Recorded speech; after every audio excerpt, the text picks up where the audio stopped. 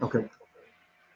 God bless everybody. Welcome again to Divine Insight Ministry. We apologize for that. We had some technical difficulties, and sometimes that happens. But we thank God for all that He's doing. And you have to learn. Sometimes you have that interruption. Never allow it to steal your peace. Never allow it to cause you to move into anxiety. You just move along with it and keep going. Especially when you're doing something with men. We know that the devil definitely don't want men to come together and have a conversation. So sometimes the enemy will interfere with technology or things like that, or you hoping through technology that you lose your connection or be upset or whatever the case may be, and you don't flow. But we don't take time for the people to come on. Good morning. Go ahead, hit that share button. If you was on earlier and you was tagging people, go ahead and re-tag them again. Don't lose your momentum. We're in a spiritual warfare, and that's what it's all about. Definitely as men. So God bless everybody. Sister Monica, thank you. Sister Sadler, God bless you. God bless everybody. I see people coming back. Sister Rita, okay, amen. Go ahead and do that. And so we thank God for it. We're waiting on Brother Gilbert to come back. But what I've been talking about is the purpose of men coming together and understanding that connection. When me and Brother Gilbert had a talk yesterday, and me and Clarence was on yesterday as well, with fathers and sons and how to overcome different things like that.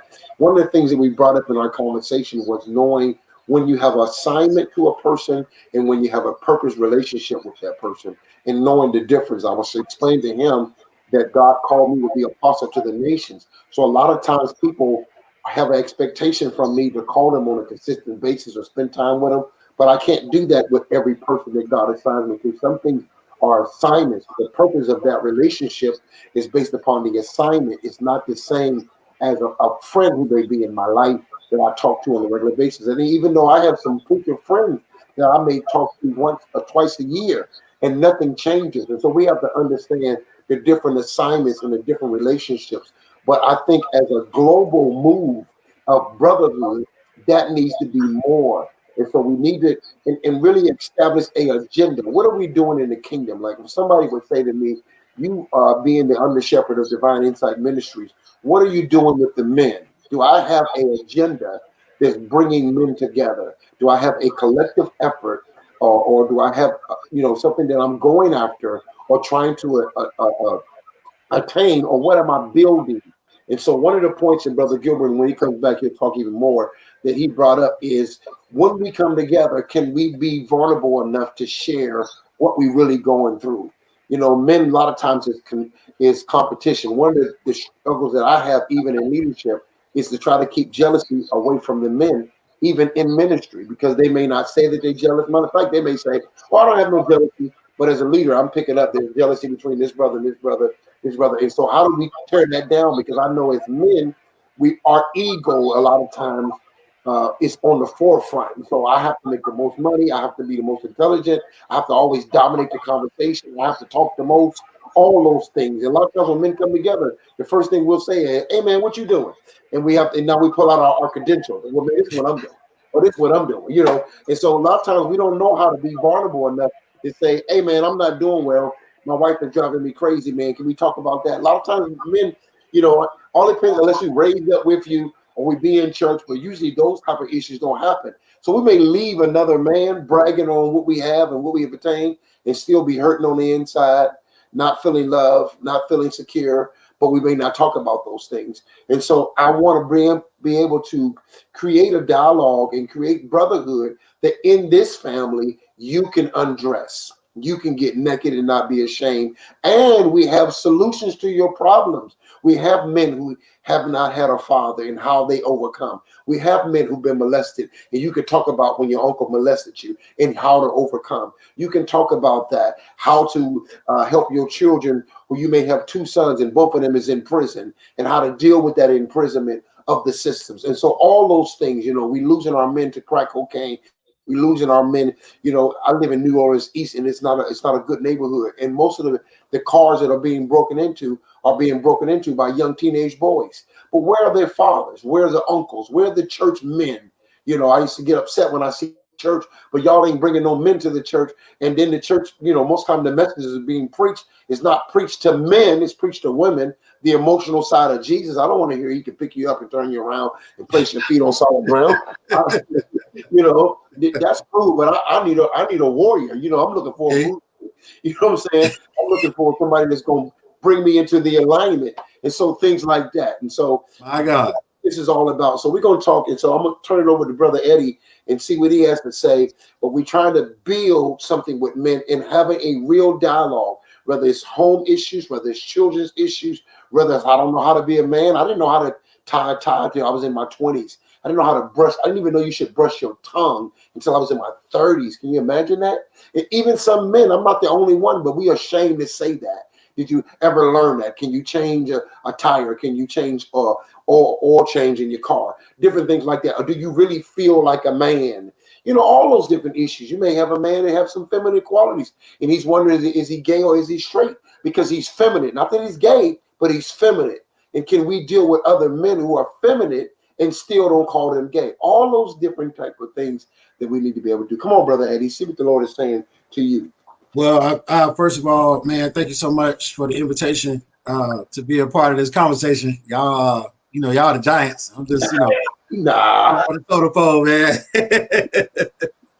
But I think, this conversation is so special. And to me, of course, it hits home because I think, our stories are similar in some ways, Apostle, where we talk about, father not being there and growing up without a dad. But I think sometimes, as far as men just making the choice to be vulnerable, like that's what we got. You have to mow through that. And so it's so funny. When we talk about coming on, like I got stuff going on in my head right now, stuff in my spirit. Like I'm literally on a fast right now. Thank God I'm in the middle of it, where God is teaching me how to father my boys. Like he's challenging me to say, hey, although you're giving them what you didn't have, let me make sure you don't negate them for what you did. You know what I'm saying? Meaning, like, love on them. I think sometimes we get caught up in the idea of what we think a man should be instead of resting in who we are and who God has called us to be and giving out what he gave us to give. And as far as the bigger conversation where you're talking about men across the board, like, it's just so many pieces to it, man, because culturally, as Brother Gill was about to start saying before we lost the live feed, it's just we go through so much as men. And, we won't say that because it doesn't sound strong. It doesn't sound masculine. But we go through so much as men. Like we already are born into a situation where we're at a deficit, where we now have to try to find our identity from someone who's not physically with us. Like we have to try to search to hear who we are without being told who we are. You know what I'm saying? Because most of us who grow up, a lot of guys who grew up in a single parent home like me, it was just my mom. So like mom couldn't tell me, hey, this is manhood. She's not a man. She couldn't give me that. And although she gave me a lot, you know what I'm saying, there were those pieces. And I think you were even alluding to some of it yesterday when you're on the live yesterday. Apostle was like, you gotta, those pieces, they're needed. And so again, kind of going back to what I was saying, is like the bigger conversation, making sure that guys know that there is a safe place, because when you grow up a certain way and you don't have what you need, like you lock up and it's like, well, no, I'm gonna get you before you get me. And then, depending on what your environment is, where you growing up, is street, or it's effeminate, or it's overly corporate, or it's murder, or it's whatever it is, but it's everything but God. It's everything but God. It's everything but authenticity. It's everything but purpose. And so we have to, we have to do the work. And I think that's what kind of, if I had something to say this morning, it's like, as men, we got to do the internal work to move the blockages and to dispel the lies and to choose to not believe the limiting beliefs that we've embarked or that we've embraced for so long. Like those lies, they're embedded into our psyche. Like there's a lie saying that I'm not going to make it. There's a lie saying that my skin color is preventing me from doing this, that, or the third. There's a lie saying that everything I do is subpar and I have to look at someone else as the standard, you know what I'm saying, or as the better version of what I want to do. Like those are lies. There's a lie saying that I can't have more because of whatever reason, like whatever it is we told ourselves outside of what God has said. Like those are the things. Like we have to mow through that emotionally, which is already a struggle in and of itself, man. It's an onion, bro. Like you gotta unpack it. You gotta layer. You gotta roll back the layers because it's so deep to get to the core issue, whether it's rooted in rejection, rooted in rebellion, rooted in whatever it is. It's like you have to mow through the pain of all that stuff to even get to a place to say, hey, bro, how are you? Because a lot of times, because we'll go into a room like, what's up, man? How you doing? Oh, I'm good. It's like, no, you ain't good. You are not good. Stop that line. Let's conversate. Let's converse. You are not good, my brother. Like, come on, man. The job got you downcast. The wife carrying on. The kids carrying on. You lose. You can't get your weight off the way you want. The money looking funny. The change is strange. Like it's all. it's just unlayering it. And I think the foundational principle, right, is to first make sure that there is a God conversation that's always happening, and then that God conversation is moving in the direction that it should be, right? Because sometimes the God conversation can be drowned out by the other conversations from the devil, from ourselves, from from circumstances. Right. Like all that can be drowned out because we got so many voices and so many things in our head. So to the bigger conversation, like it's hard to even get to the conversation of how do I relate with my brother? How do I build with my brother? Because I'm having so many issues with me. Wow. Yeah. And so, earlier you asked the question, is like, well, what are we doing to help with that? And so I think one of the first ways to start that conversation, and y'all jump in whenever, man. Like I'm just kind of responding. I think one of the ways, and I'll just talk about what I know the Lord has put in our heart, like what we're intentionally doing day to day. And that is we build through authenticity, and that's being intentional about building relationships. A lot of times guys won't say it, but we got to relate. We got to have relationship. A lot of times we won't even open up to nobody that we won't know. Like I ain't just gonna come into a room and start, spewing all my problems to a group of folk I don't know. Like I got to feel safe in that room.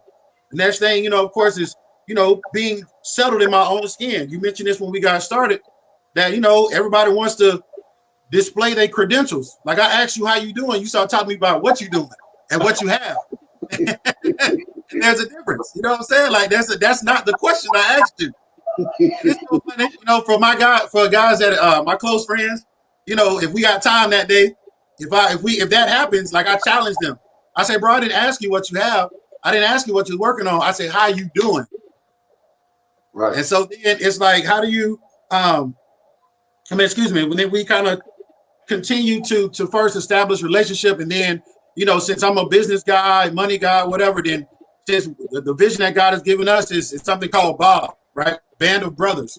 And so we're building a band of brothers, through our businesses, but there's an underlying tone and there is an intentional play to say, hey man, I know we business partners, but we're brothers in arms as well. Like, let's talk, let's figure it out. Let's make sure that you don't go home and do something stupid because you having an emotional 5 minutes. You know what I'm saying? And then that's that's even a thing too. Like I can't say that I'm having an emotional 5 minutes because that make me look soft.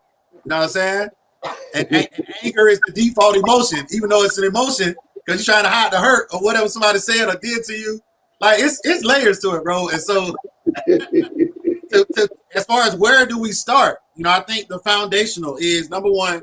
Is there a God conversation happening in your head? Are you okay with the idea that you were created for a purpose, a higher purpose?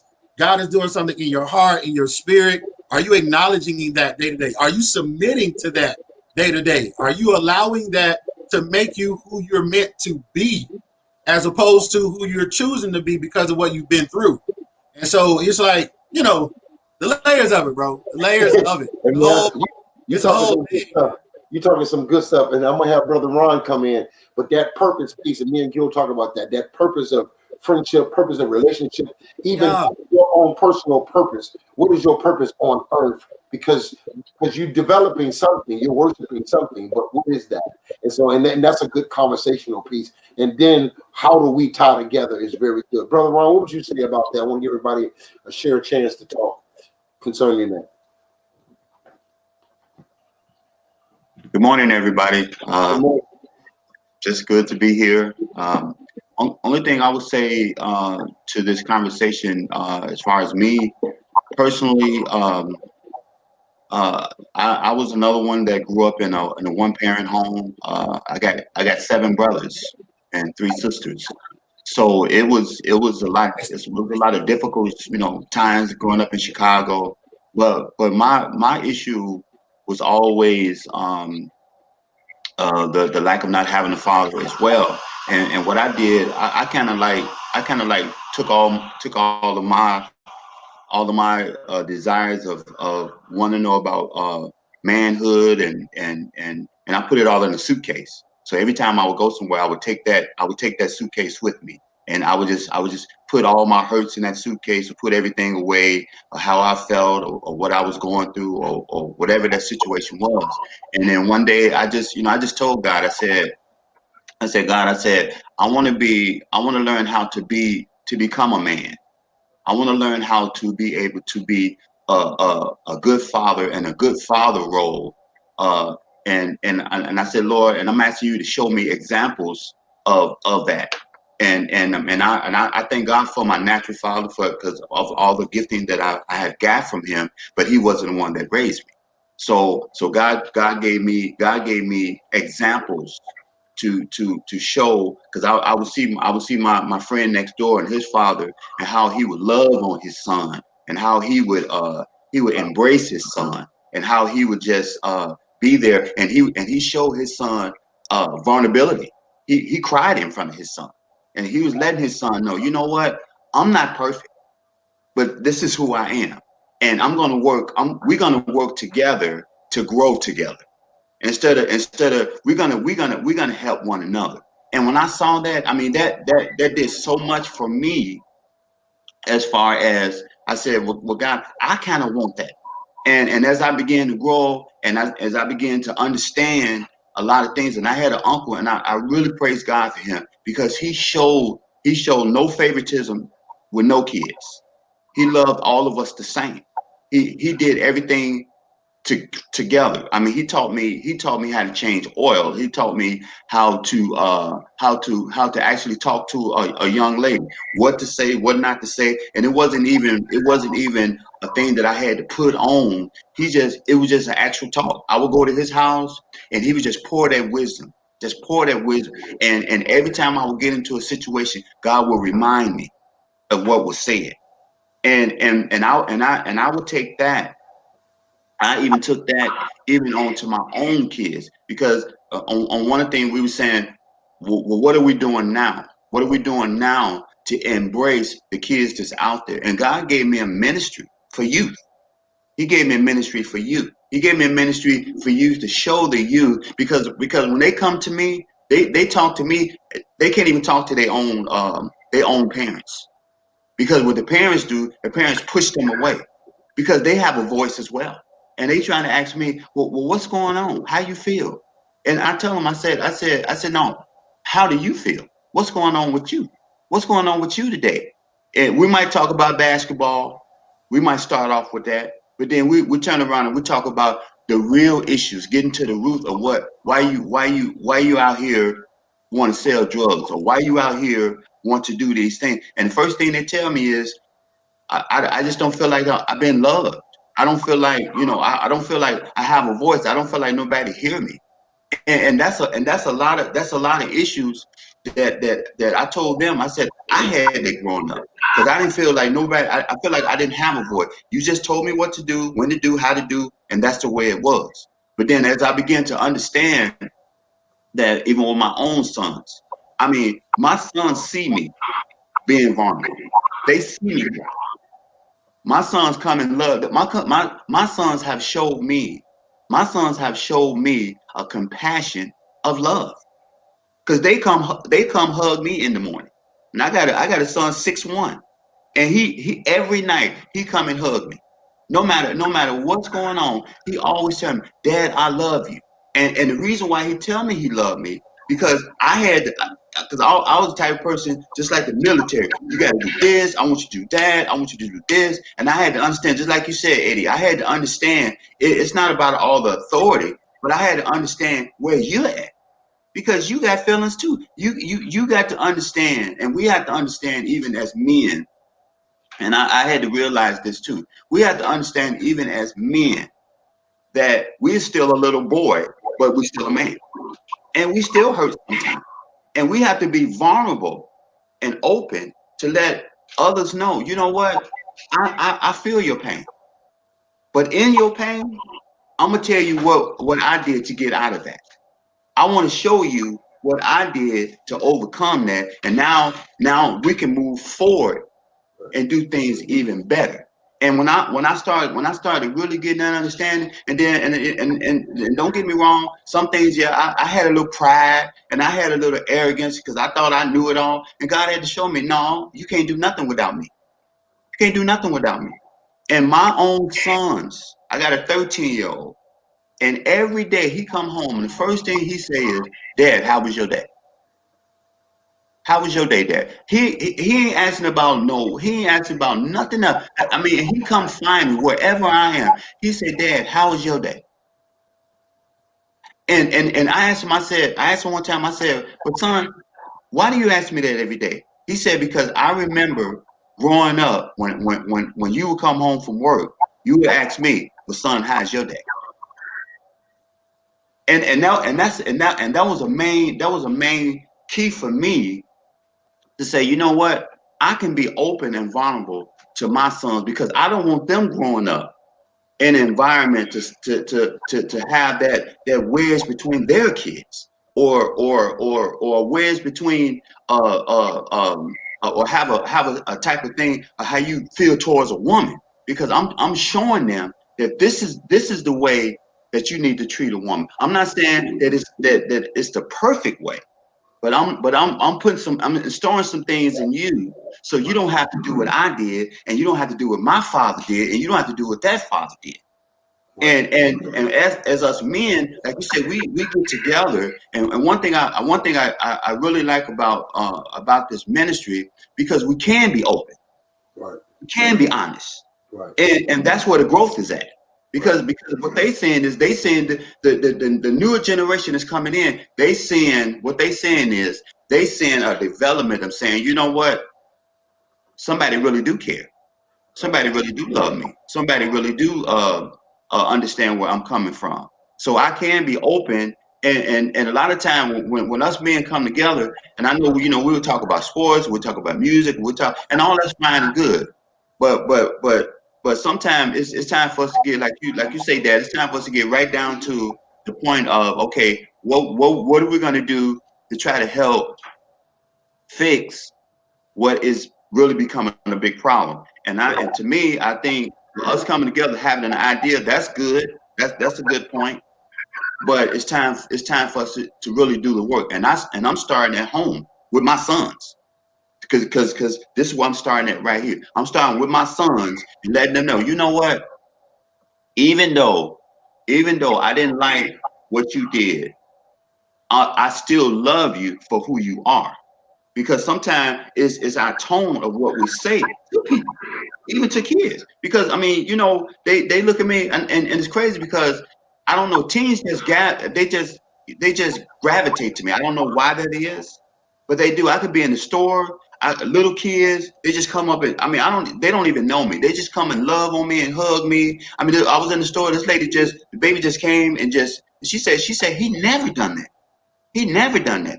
And I used to ask God, I said, why gravitate to kids? And God said, because I've given you that ability to love when others don't love them. Well, I appreciate that, man. You there? Did we lose him? Are you still there? Okay, yeah. I mean, you put out so many points there. What's going on, son? Okay, is his mic is muted now, Clarence? Can y'all hear me? Okay, I can't hear nobody say nothing. Okay, we good. Okay. Yeah, I can hear you. Okay. What you say, Gil? I can hear you. Okay, yeah, okay, all right. Yeah, I mean, you put out so many great points there, and I want to talk about that. Let me walk another, and I'll turn it over to Gil. Let me turn the corner for a minute. One of the problems that I have, like, say for instance, like right now, we listen to everybody's story. I don't have the patience on the listening end a lot of times uh, from the emotional point of view. In other words, for me, I'll be like, okay, let's get to the point. Let's get to how we're going to fix it, and let's put a strategy together. Is that a problem with men that the emotional side of conversation, let's say Brother Ron needs to talk, and let's go to the extreme to bring about a point. Let's say Brother Ron needs to talk for about an hour. Now, me as men, we sitting there, our minds are going, we drifting.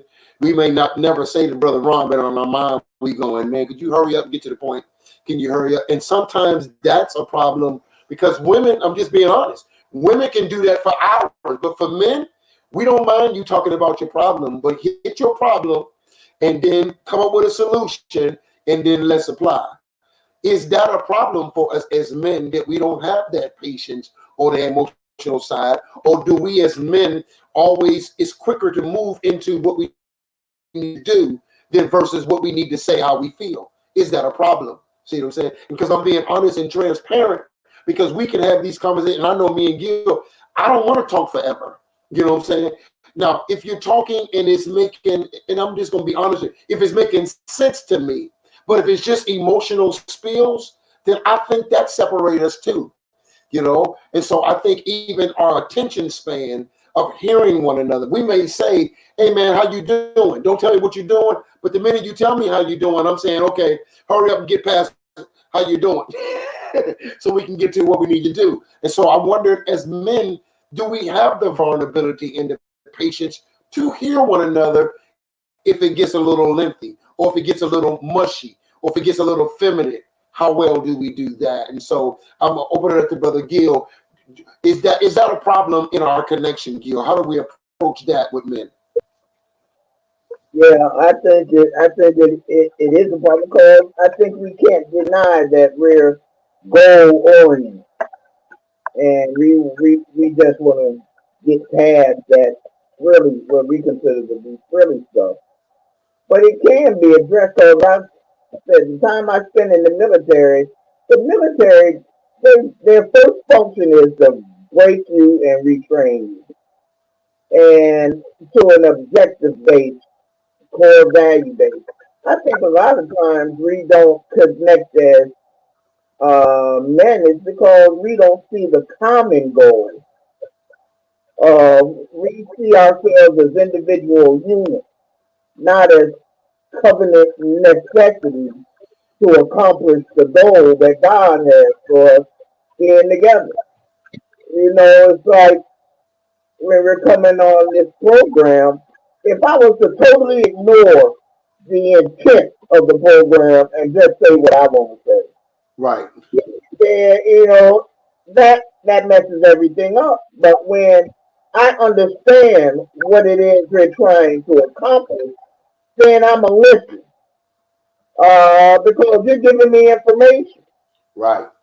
And I'm learning from that information, and I'm becoming better suited to reach the goal, the objective. And we don't understand covenant. We think covenant means just being friends. You know, it's not. It's about accomplishing a greater task set before us by God through the unity of the brotherhood. Right. And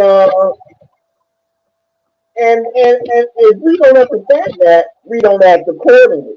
I understood that when I was in Saudi Arabia, I needed this joker next to me, regardless of his issue.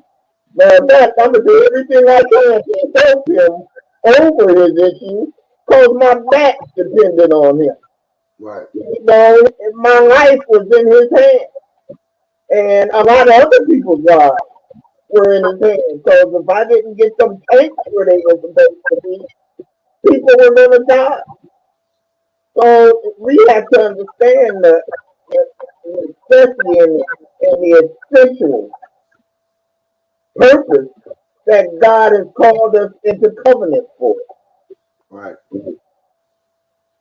I mean, that's a great point, and that's what I'm saying. It's like the patience to hear one another and not be so objective. Be so quick to move into the objective, and the objective needs to be done, but not at the not at the exempt of not hearing one another. When Brother Ron was talking, there was so much of him that I was learning. And so it helps me understand. When Brother Clarence said he read my book, he understand a lot of my methods more because I revealed myself. I think one of the things that we need to work on as brothers is, can you hear your brother? Do you, and like you said, do you value your brother enough to sit there and listen to them and allow them to talk? Do you feel like they are a necessity to your life? If I don't see like, well, I don't really need Brother Ron. He's just talking. He's just on the panel. So, and that's the problem, that we don't really connect in knowing the purpose. That this is my brother. I need him. He needs me. And so whatever he shares, it's going to reveal to me what he shouldn't do or what he should not do. But it's going to help me move forward because I'm gathering information, as you said, about him. And so that's very key. Like he gave a very key point. He said, I'm starting to solve the problem with my sons. See, that's an answer right there. Now, even though that came after 10 or 15 minutes of his talk, that was so important. And I think the enemy has robbed us that we can't even sit still for people to get to the answer that we need because we're so impatient. Or, as Brother Eddie said, our own layers hides us back. That I don't know how to sit with you and wait. Most men don't know how to sit. That's why it's easier to get us to do something than it is to get us to talk, because we don't know how to deal with that part. And so I think we need to be honest that my social skills are not the best. I can work. Y'all want to build a football team? Okay, what y'all need? Hey, man, I need $12 to buy a glove. Okay, man, I give you $12 tomorrow. That's easy. But if I say, hey, man, I want to come over and talk to you about what I'm going through, the first thing you're going to say is, well, what is you going through? If I say I'm going through with my wife, man, learn to love your wife. And if you raised up in church, you start throwing scriptures at people. Love your wife as Christ loved the church. Man, I want to talk, man. I don't want you throwing scriptures at me. I know that Bible verse, but do we know how to do that? I remember being in one of the previous marriages that I was in, and she had a gay friend, right? And I was jealous of their relationship because she would talk to him about things she wouldn't talk to me about. And I used to say, man, what kind of marriage is this that she could talk? But the difference is he would listen. When she would talk to me, she couldn't get all 3 words. I would interrupt and try to come with a solution because, men, we love to solve.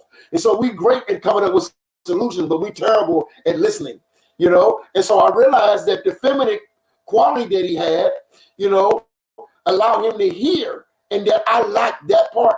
And it's a sad thing to say that that we don't know how to be, watch this, in a sense, not feminine, but the qualities sometimes that a woman have, like you said, Brother Gill, we don't know how to express that. When there's a soft side to us as men, but can we mention that, or do we have to be macho around this man? I can't talk about, hey man, I just need you to listen right now. Can you just listen? And I want to talk. And so I think that's another barrier that we have to work on and coming together. And just like Brother Ron said, he started with his kids. I think not only should we start with our kids, but we should start with our friends. We should know that with our friends, let's start building this bond, this B.O.B. with the people that we do know in our life. Can I listen to Brother Gill? How well do you listen to Brother Ron? How well do you listen to Brother Eddie? As just on the panel, how well are we building that we can begin now to transfer that? Look, man, I know I can do this with you because I got some brothers in the ministry and we do this. We sit down and we talk and we share. I got naked before them and they didn't judge me. And so I think that's key. Brother Eddie, what would you say about some of those barriers? His mute button is on. Y'all got me? Yeah, I got you. Well, I was going to say, I think even to what you said, there's a connotation to feel like listening to someone is feminine, and that's not. It's just a trait that we all need to develop. It's not feminine or masculine. So just listen. I say this all the time in our office. Right. You got 2 ears and 1 mouth for a reason. Like sometimes we just need to shut up and make the choice to care about what someone else is saying enough to listen. there are a couple comments floating around, and I know my wife and I, we talk about this all the time as it relates to male stuff. Is like there needs to be an increase of emotional intelligence among men.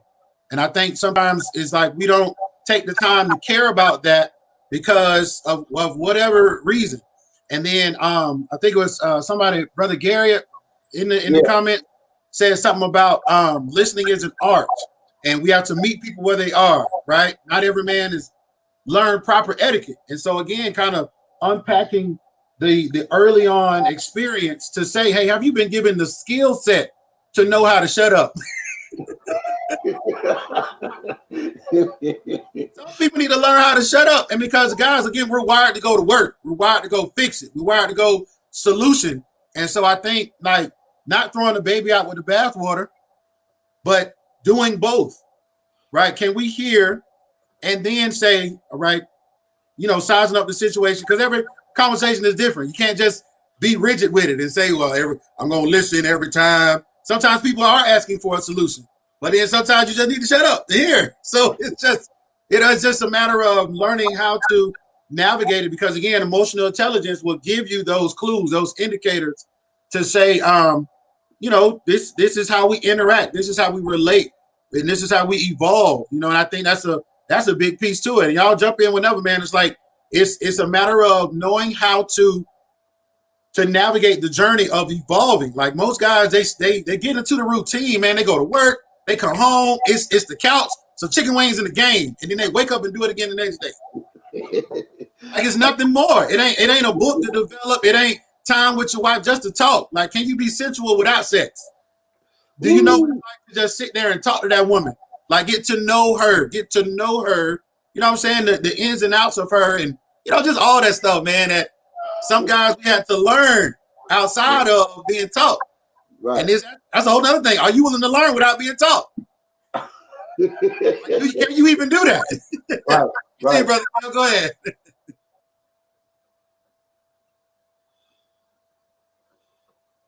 I can't hear him. What happened to you? No, his mute button is on. Can't hear you. I'm trying to unmute him. Okay. Okay. Man, Eddie opened the door, so I'm gonna say it. We have to realize that our concept of manhood is not necessarily a biblical principle. Okay. It's culturally developed. Yep. And we look at, I call it a John Wayne syndrome. we most of us have learned how to be men based on the American perception. Correct. That's what a man is. And Eddie's 100% right. If you watch our movies, if you watch our television shows, if you the Huxtable, it was about providing. It was about providing, and we had control of everything. And so now I developed a mentality because I watched my dad act like Chris Huxtable. If my money ain't right, ain't nothing right. And we show on movies and TV what is it that drives the brother out there on the street to do all kinds of crazy? Because something ain't right. Their money ain't right, or they feel like they disrespected, and all that is not based on biblical principles. So I was in a study group once, and they were studying how to be a man. But they can never go to biblical principles and talk about how you treat these concepts that we have. Man has to be strong. You're not going to get that. Jesus loved people. He cried at the death of Lazarus. He was moved by the affirmity of people. And it talks about he's a high priest that is touched. But that's not where we learn manhood from. How to be touched. How to esteem others higher. Because if I esteem you higher than I esteem myself, I'm going to listen to you. Right. Because what you got to say is more important than what I want to say. Right. Right. So we have to look. We have to be able to differentiate between what culture has taught us and what God is trying to teach us. Right. How can I be like the things we call effeminate at the same time we want to develop? Right. You know, I find that so interesting. We want to be able to talk more. We want to be able to touch more. Why do our children oftentimes when they go to their mothers and come to us? Because I used to tell my kids, they say, "Dad, I'm sick. I'm sick." I say, "Man up, man up, man. The world gonna teach you like being sick, man. Cut it." The mother said, "Baby, what's wrong?" Right. Right. That whole mentality. So I think how we classify stuff is a hindrance. So every time I hear the word, it looks effeminate, then something clicks to me and says, "Well, I better not act like that." Mm-hmm. Because I'm not John Wayne. I'm not Denzel Washington in the Equalizer. Emotionalist. Able to walk into the room, click your watch, and say everybody's going to be dead in 30 seconds. And that's what we think a man is a lot of times. Right. Okay, brother Ron, give us some solutions for that. I think that key we talk about. I got an echo back. What's the echo from? Okay. Um, and let's talk about where does the ego come in? I think the ego has a lot to do with the manhood not being able to connect as well, you know, because we have to live under certain passages, you know. And so, brother Ron, talk to us about the ego and how you was able to overcome the ego in your life, because every man has an ego, and I think that's one of the things that allows us not to be emotional or not to hear one another, because I have to dominate, and you know all the things that come on with the ego. So talk to us about the ego and what were some of your experiences and how you overcame that, or what you may be doing right now to kill that. You know, I work on and whoever made the comment about listening to art to listen. That's something Gilbert used to say. I used to see sometimes he was in debates with people, and he used to say, listening is an art, you should practice it. And even though it was sarcastic the way he was saying it, he would still give a message, you know, and I learned that, and that's very key to be able to do that. Now, it takes a lot of patience to do that, and you really have to silence your ego to be a good listener. And so I hope even as we talking, men who are listening, even some women who are listening, that you're catching some of the points. We bringing out more of what we need to do versus agenda right now. But this is our first time having this discussion. But I hope you hearing it to know, okay, I need to deal with that, because you may not be a good listener, or you may not be yourself with your sons as you should, or you may not be honest, you know, because church kind of makes us fake in a lot of things too. Because in church, if I say, hey, how you doing, you've been trained to say blessed and highly favored, not to tell me how you really doing. And so that's the tag. And so a lot of those things are hindering us. And so today we kind of like identify what is hindering. Brother Ron, talk about the ego part of the man and some of your experiences with that. For me, the ego part, or that I had to work on was, I had a lot of pride. You know, nobody couldn't tell me nothing. You couldn't, you know, no matter what you said to me, um, I just didn't want to hear that. And the reason why I was like that, because I had got vulnerable in some areas with you know, with leaders and other people, and I would always get shut down. So I was like, you know what, you know, so y'all trying to tell me, that I can't do this. I'm gonna show you. I'm gonna show you what I can do. And it began to build on a small prideful platform to become an arrogant platform. And what broke that, and I tell anybody this, God will let you see who you really think you are. Wow. He will really let you see who you really think you are. And I will never forget, I was at a concert, and I'm getting ready. I got I in practice. I got myself all ready. Got my suit on, and I mean, I'm like he said, I'm that John Wayne. You know, I'm coming in there with my guns, my pearls. You know, you can't tell me. I know I got this. I got this, and I in practice, and I got the vocals, and I'm ready. I'm ready. Church packed full of people. I invited folks. I told folks about it. Man, I'm finna do this concert. Oh, Ross, okay, man, we're gonna be there. They showed up, got out there, and as soon as it was time for me to do my part of the singing, I ain't have no voice. Voice was gone. And the musicians looking at me, and this church, it must have been about 2,500 people. So they looking at me like, okay, we ready, you know, okay, come on, let's, you know, come on. And I'm trying to play it off like walking across the stage, and I got my suit on, and I'm like, I can't even sing. So we had another guy that I thought was a nothing, and he came up there, and God just used him like all get out. And this brother couldn't even really sing that I thought. And when that concert was over, everybody was like, "Man, what happened to you?" You know, and of course we're gonna lie. We ain't gonna tell the truth. I said, "Man, you know, I had been practicing so long. You know, I don't know what I don't know what happened. You know, drinking water and all this other kind of stuff."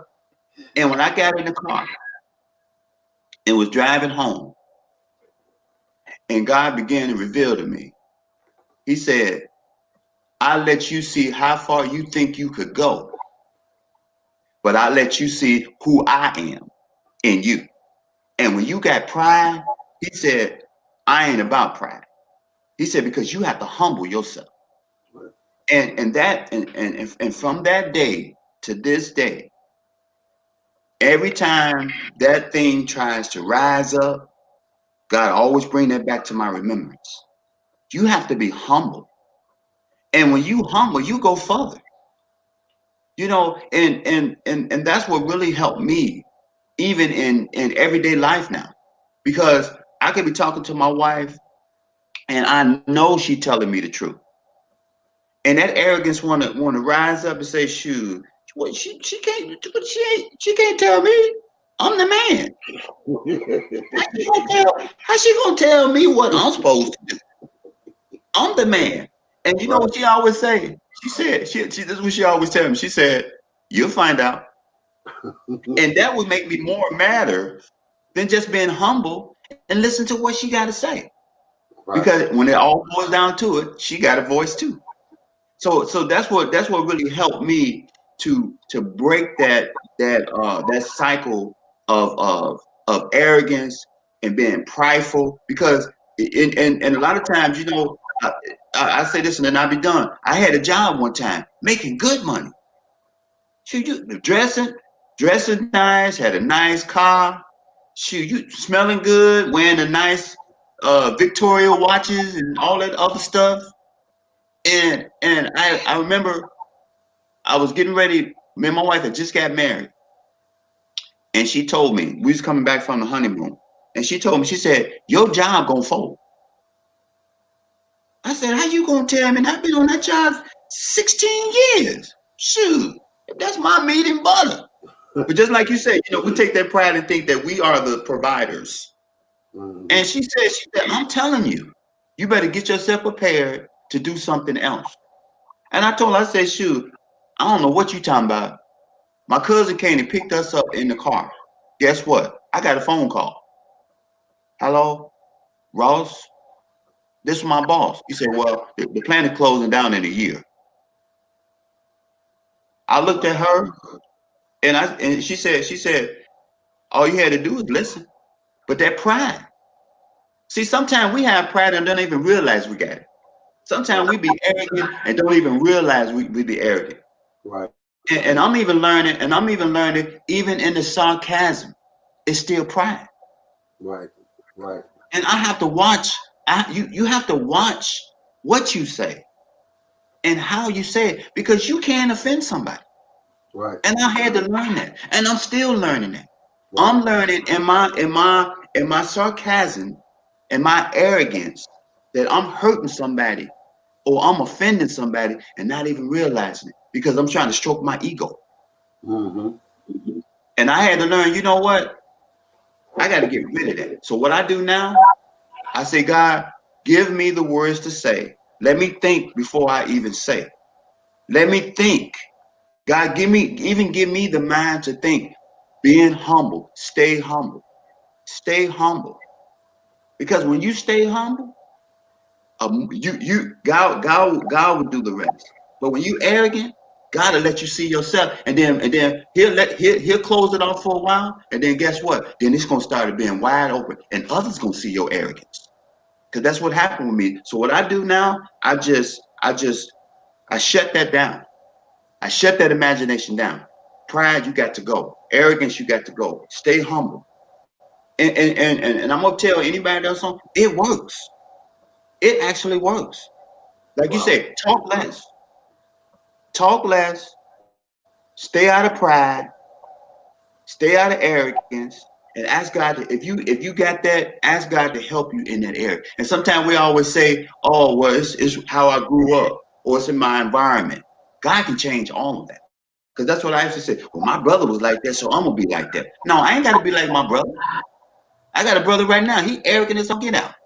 All he talk about is his cars and his money and his house and all this. And I told, did you not forget I was the first one in the family that had a house? I said, that stuff, that's materialistic stuff. That don't mean nothing to me. I said, because when I get above what I have, then I can't even enjoy what I got. And that's what we got to do.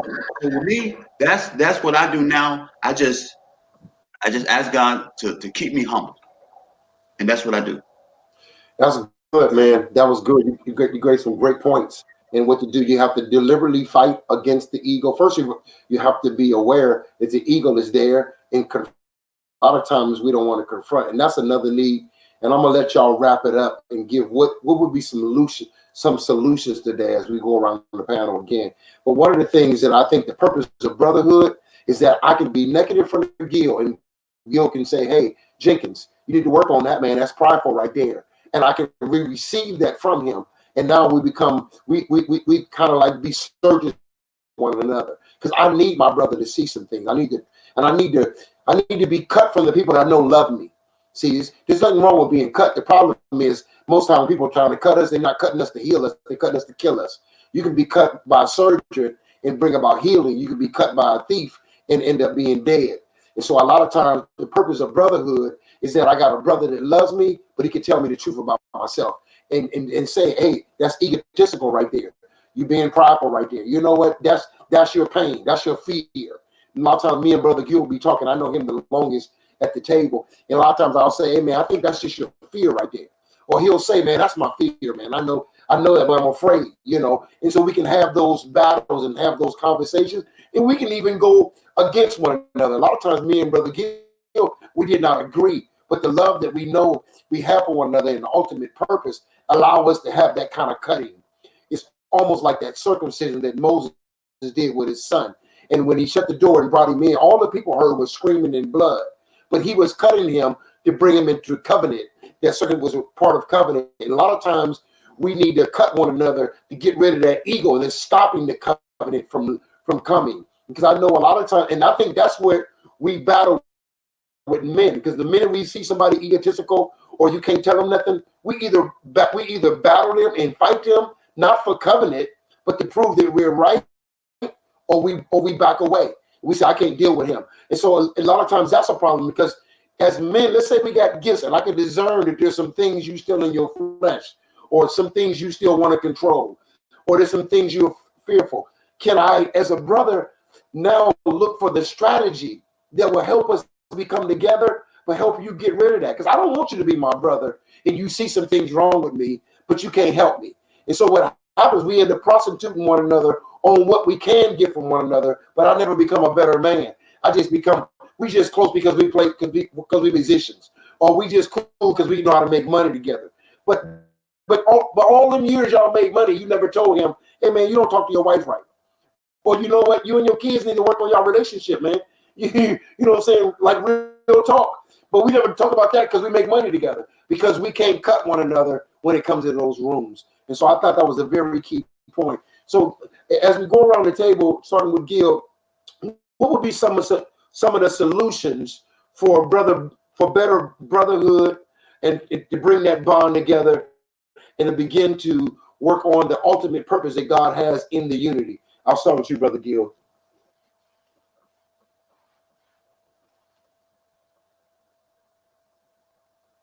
I can't hear you. Can you unmute him? Yeah, now I'm off. Yeah, the thing I think is most important, the scripture says, know them that labor among us. So we have to know who it is with our friends better than just in that business or in that formal context. I have to know how to approach Clarence or how to approach Ron. Because if they're like, if I have a self-esteem problem, then you just can't approach me the way you might be able to approach someone else. But God is about relationship, and that means knowing one another.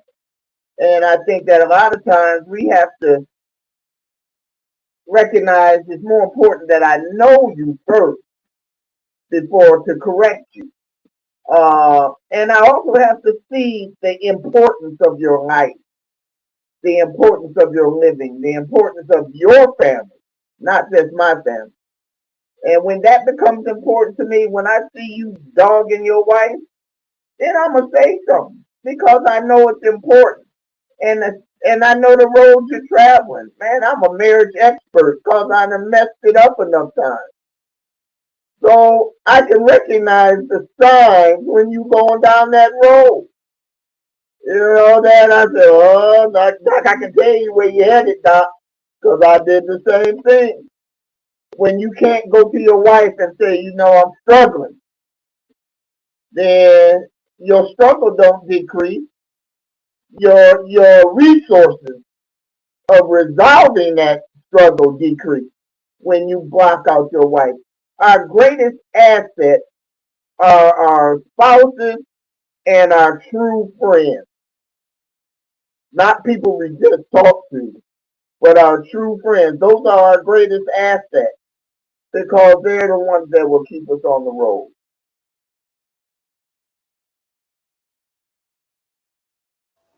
That's it. Brother Eddie. And I want to say, I heard Sister Tia say we should do this tomorrow, just the men. Everybody's on the panel today. Are y'all available tomorrow as well? Gil, are you available tomorrow? Yeah. Okay, good. So, brother, if you're available tomorrow,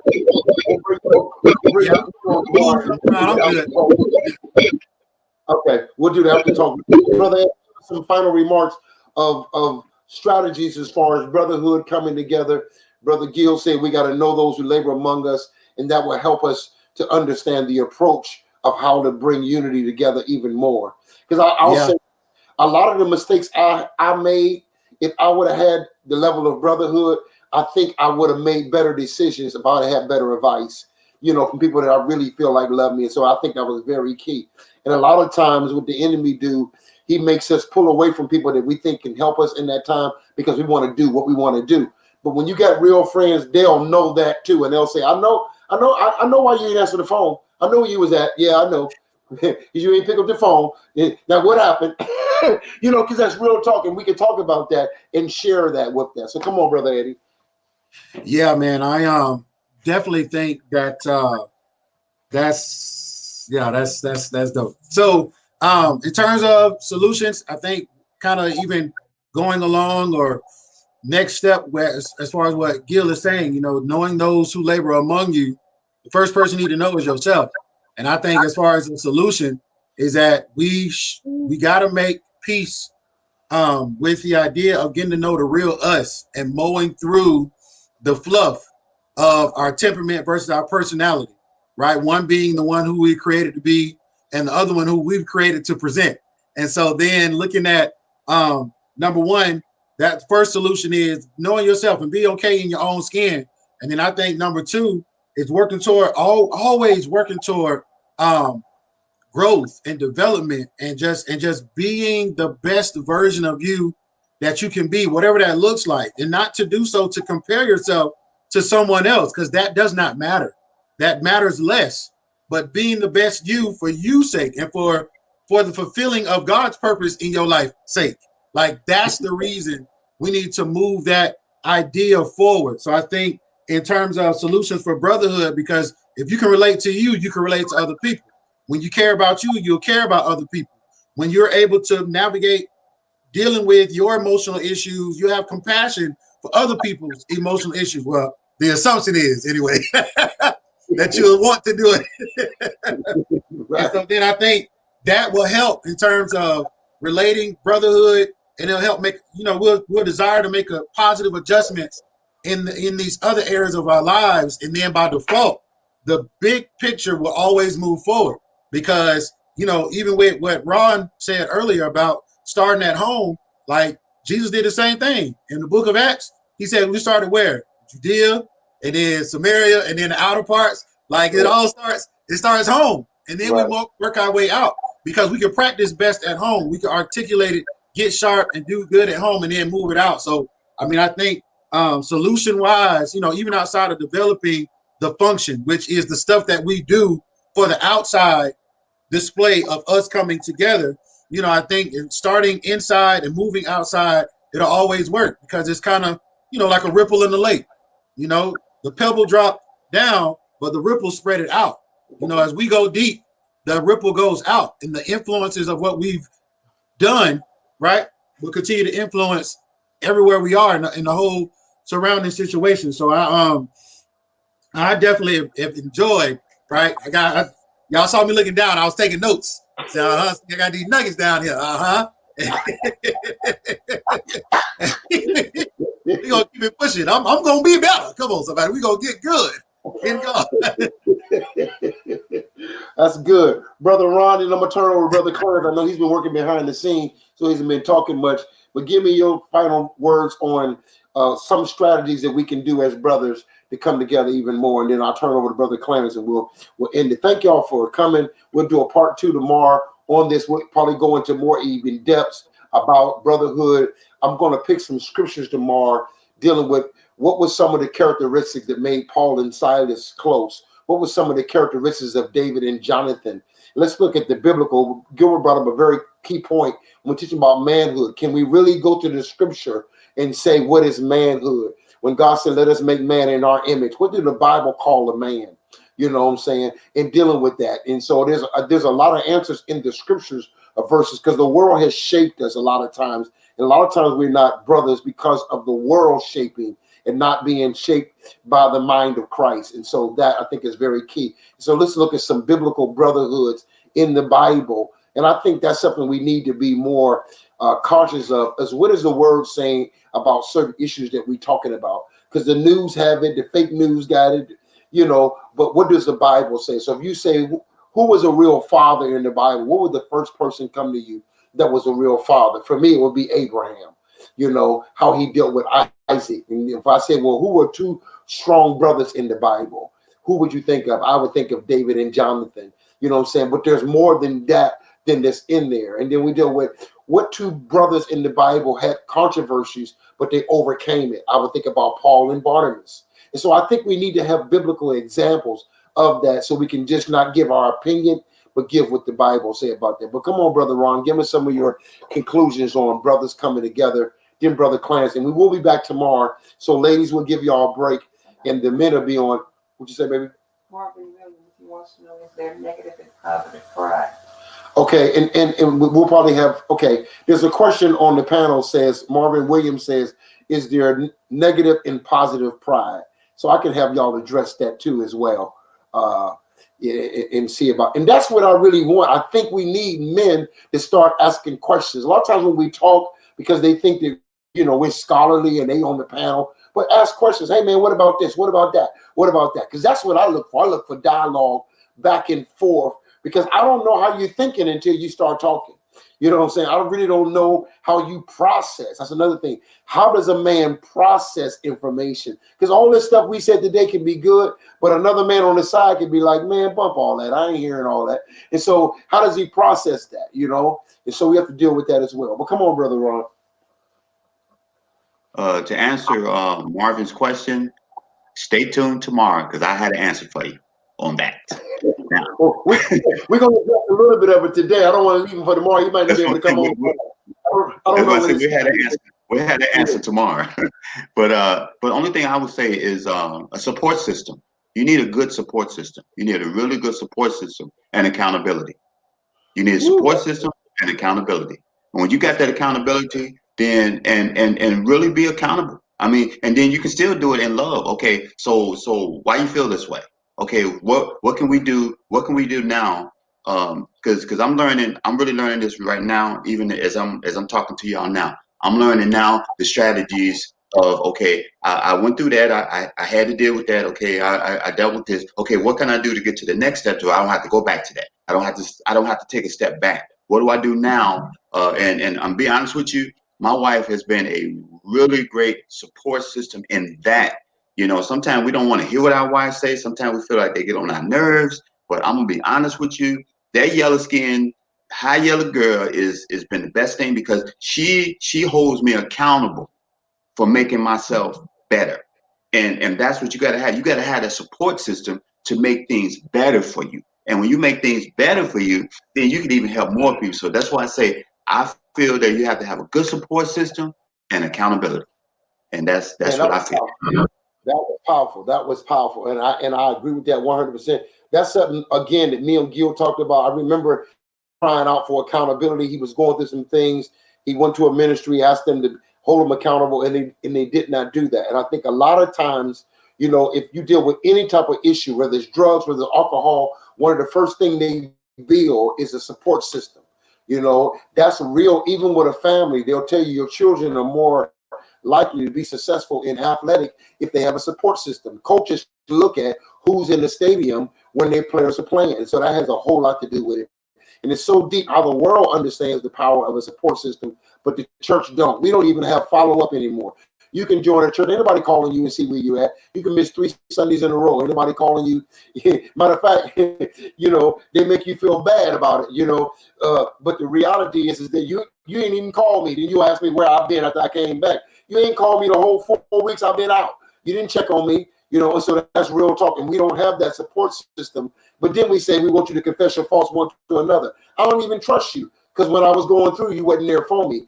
And so that's real talk. And so that was a very key point of having accountability. And that kind of bleeds into, can we trust the people that is supposed to be accountable, or do we hold accountable to us? Can we trust them? In other words, can you be naked to your accountable partner? People say, well, you know, I'm going to hold myself accountable to you. Well, are you going to undress when I ask you questions? Because you told me to hold you accountable. Well, you got to be honest to be held accountable, because I can't make you do right. You know, that's something that I struggle with a lot of times in leadership. People to say, you're supposed to be my father in the ministry, and my husband was going through, my wife was going through. I don't know what y'all doing at 2 o'clock in the morning, getting up, putting the pornography on. And, you know, I can't be there 24 hours. So there has to be a level of saying, look, man, I'm struggling. And when I'm going to get off the phone with you, I'm going to go get that tape. Matter of fact, I didn't throw the tape away. I told you I did, but I didn't. Because a lot of times accountability needs honesty, and it needs discipline. I can't even hold you accountable if you don't have a level of discipline. I need to check on your discipline. I can't give you, you know, I can sell you a treadmill, but I can't make you get on it and work out, you know. And so that's very key. And so I thought that was very good. And the support system, because can you support me when I'm wrong? You know, how far do we go with support system? Sometimes support system looks like agreement. And can I be against what you're doing but not leave you? Can I say that's wrong? I don't agree with that, but brother, I'm with you. You know, because sometimes it look like, are you giving him a license to sin? I have people tell me, what kind of friend are you? Because if you was a friend, you would tell him to stop. You think I didn't tell them to stop? You think they don't know to stop? You think they don't know that? I'm showing the love of God. At the end of the day, I'm suffering all things, enduring all things. And sometimes they look like that as well. And a lot of times I will not be naked before you, because you have proven to me the minute I show you some things about my life, you'll leave me. You have proven that you don't know how to stick with me. And so a lot of brothers go through that. Come on, Brother Clarence. We got to answer that question and give me some final remarks on that as well. Yeah, so this morning I just thank God for this brethren right here, and I mean, this morning I just been taking it in, guys. I've been taking it in. I've been receiving and humbling and being humble, like serving. You know, being a servant. You know, and you guys have been a servant this morning to God's people. You guys have had so much medicine to give out this morning, so I really don't have anything to add to what y'all saying. Just want to let you know you guys blessed me this morning, and like I said, we're gonna continue this platform. Okay, Brother Gill, go ahead and address that issue, negative and positive pride. What would you say about that? I don't know if he comes back tomorrow, so I don't want. I know Brother Ron will have some point if he comes back tomorrow, but he may need an answer. I think that's a good question, but I think first thing we have to do is define pride.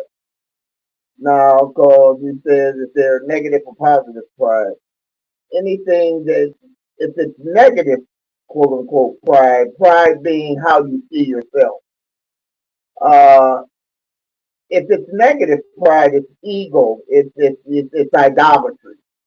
If you see yourself in a way other than the way God sees you, if you believe that you have the ability to just be your own God, or that you begin to revel in your own accomplishment and not recognize the objective that God calls. When, see, we got to get to a place when we see success, we have to see that even our success is geared toward glorifying God. You know, if you're a millionaire for a reason.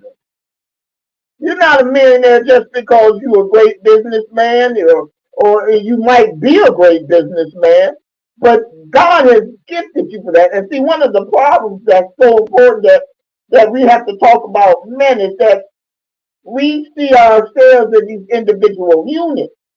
So we have to be careful that though our individuality does not take us away from covenant community. Now, there's a pride that I should have, how I see myself, in recognizing that I'm created in the image and likeness of God. And every time I manifest that, I should be glad that I'm able to glorify my Father in heaven. But my pride has to be in God and what He's done in me. So it's that mindset that is it more about me than it is about God, then it's a negative assessment, a negative self-assessment. If it's more about God than it is about me, then I'm in the plan.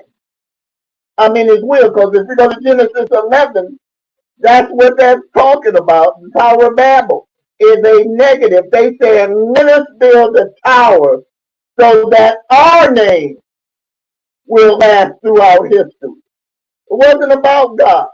See, but they had the ability to do it because God Himself said they could do it. God said, I got to go down and show them it's more about me than it is about them. And He came down and scattered them. But the lesson is that they had the ability. They had the ability. So don't think because you have the ability that you have God. Because you don't. God is about the submission of your ability. That's what Paul says. I'm all this. I'm a Pharisee among Pharisees. Ain't nobody gonna out ability me. But I count it all as dung. So that's that positive and that's that negative. It's all about how we see ourselves in relation to our Father.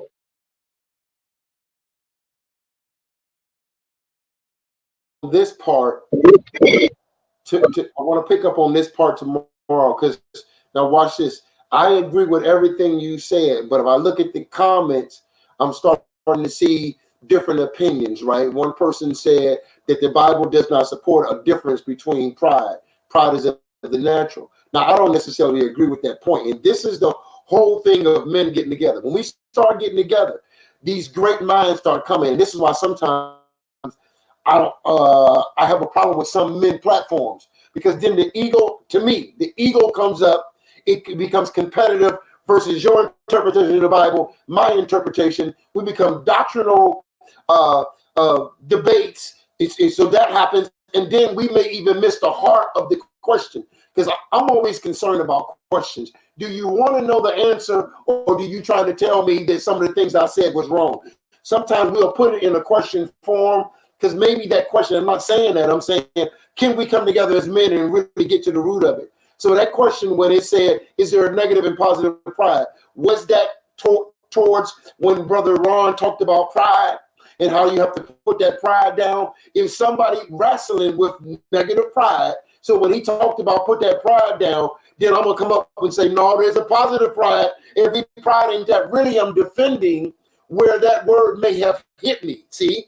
And so sometimes the word will hit me, and so my ego will grab something to argue that, because I don't want to get with that, because what you just said is challenging me, and you ain't going to make me feel bad about my pride, because there's a positive pride, there's a negative pride. So let me ask you a question. Is there a difference?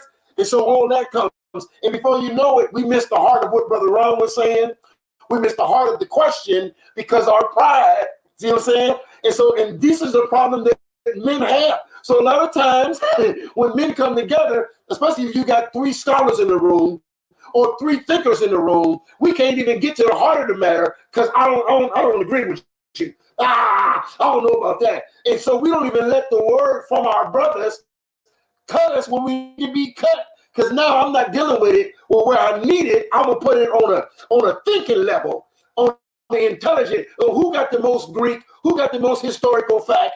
Who got the most information? Who can talk the loudest? Who can talk the longest? And we never get to the issue. So this is a good thing, because again, is our questions legit, or did Gilbert say something to me that I don't want to let go? So let me ask you something, Gil. Are you sure? Because I think good about myself. That could be positive. I know who I am as a man, see?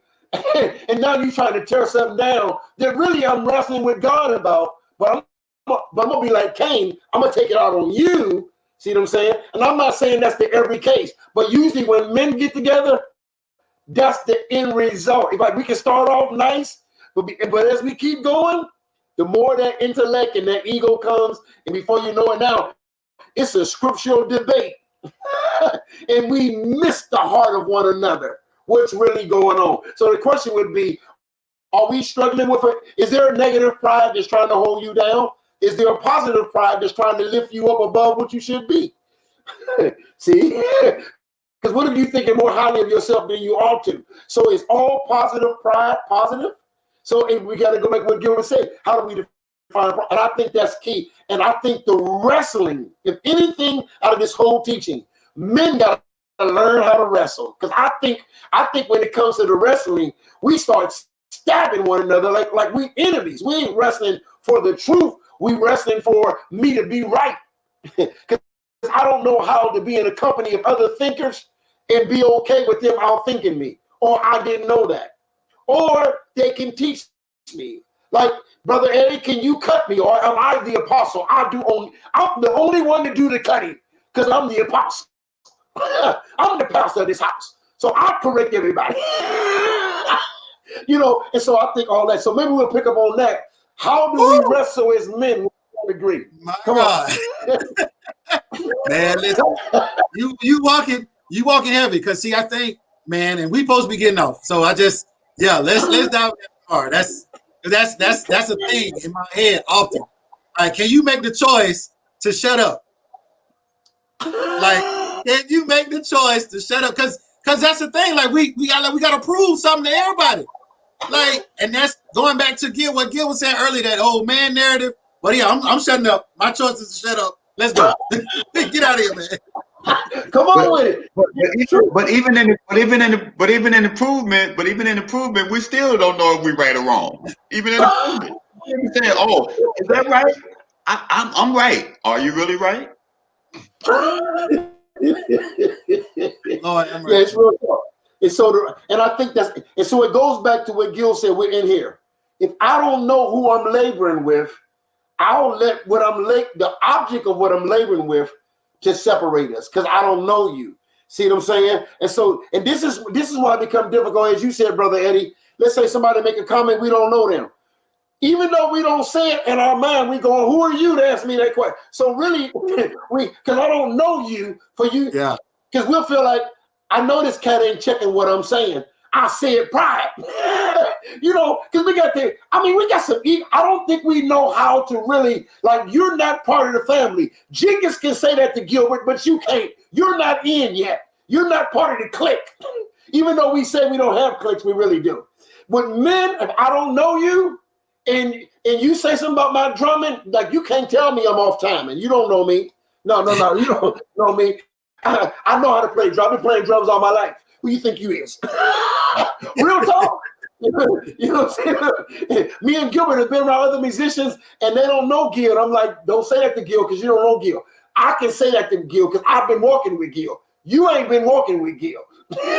See, and sometimes that's the case too. Now, should that always be? Should it always be that? And we'll talk about this. Do we have to have relationship in order to share truth? Do it have to be relational? Can I learn from somebody that's not part of my inner circle? My God. We gotta talk about that too. I know it's getting late, Gil. Thank y'all for coming. Thank y'all for sharing. We'll be on tomorrow, part 2, and we'll talk about all these dynamics of being able to come. And this is why you're hearing Brother Gil say he don't like theology, going to school for theology, because it becomes your version of God, my version of God. And a lot of times we never get to the real issues of one another because it becomes that. So we'll talk about that tomorrow as well. Thank you for sharing. Thank you all those who are sewing. Your Cash App, it's available. $, Apostle Robert Jenkins, PayPal, Apostle RJ. Thank you for that. Thank you for who gave in the super chat. Please meet us tomorrow. Bring other men, and I hope that we didn't say anything that make you feel like you can't make a comment. We saying we don't know how to handle some comments. We still learning how to wrestle with comments. If you was in the circle, it would be the same thing. We as men, we need to learn a lot how to do this thing, how to be around great minds. Because most time a man who have a great mind, he may stay around people who's always inferior to him. Have you ever been with people who can outthink you and you be okay with yourself? Because sometimes you think you're okay with yourself until you're around people who you deem bigger than you or smarter than you, and now you realize how low you think of yourself with other people that are superior. You see, and a lot of times you will choose friends that are inferior, so that you can be superior. You don't even know how low you think of yourself because you pick a selection of people who always keep you on top. See what I'm saying? But can I feel good about being a drummer when I'm around the best drummers in the world? Or do I only feel like I'm a good drummer when I'm around other people who learn it from me? But what happens when I'm with other drummers who can outplay me with one hand? How do you feel about yourself then? Where's your confidence then, Jenkins? And so all those things as a man, I'll end with this. I went to a church service one time, and I knew the Bible, right? But these guys in the pulpit, Eddie, they had a Bible with no English in it. They had the original Greek and Hebrew. When they opened up their Bible, I said, "Ooh, I'm at the wrong pulpit. I don't need to preach." These cats got a real Greek and Hebrew Bible. Like, oh, and then I started thinking, is that the real Greek word? Before I say that's the Greek word, is that the real Greek word? Yeah. They go, tell you. I would say the Greek word is, these guys know Greek though. I better check my Greek. Okay, they know street Greek. I might have made up a word. I think I made up a couple Greek words. See what I'm saying? And that's real talk. Oh, man. See, when you're around people that do what they do, a lot of times how you feel about being a man now. You know what I'm saying? That's real talk. Whether it's a lawyer, whether it's a musician, whether it's a businessman, this guy makes $1 billion. Would you say, how do you do business? Would you say, Brother Eddie? And Brother Eddie said, well, let me get back to you. Let me get back to you. You know, real talk. No. So all of those things. Brother said, well, shut up. You know, and that's another thing we'll talk about. Can you be teachable? Do you, most time when you're men, you learn how to be a cook, but can't nobody cook for you. I got that they can't sit under another man's sermon. They can preach all day long, but another man's sermon, they fall asleep or they get irritated because you don't know how to be served. You always have to be the server. See, and sometimes men, we struggle with that. How well can you listen to another man talk for an hour? Because you talk for an hour when you talk. See, real talk. So thank y'all for listening. We love y'all. This was great today. And God bless you. I know Brother Clarence getting ready to go to work. And so thank you for coming. Thank you for sharing. Thank you. We're song where we're going. We love y'all. We'll see y'all tomorrow, part 2 on Brothers in the Kingdom, trying to keep it real, wrestling with one another. What it takes to be a man among a man. Okay, love you. God bless you. Walk in God's favor.